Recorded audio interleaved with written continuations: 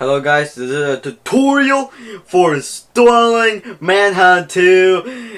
This is for Windows and Linux operating systems, so this is a happy day for Linux users.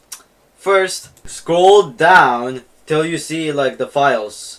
Install like the K for the Manhunt ISO and install the NOCD file.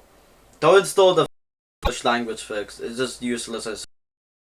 By the way, it will take very long to install these, but when you finish installing them, go to the file manager into your downloads.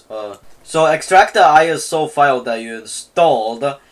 Right after, go through the installer. If you're on Linux, use the line tool. If you're on Windows, then just double click on it. So when the setup.exe finished installing, go into like the Rockstar file. Go into slash Manhunt 2, and right after you go into Manhunt 2, copy the file that has like manhunt2.exe from the fucking NOCD zip file and click and copy it into the fucking Manhunt to that fucking Rockstar Games slash Manhunt 2. Right after when you did that, go into like Steam.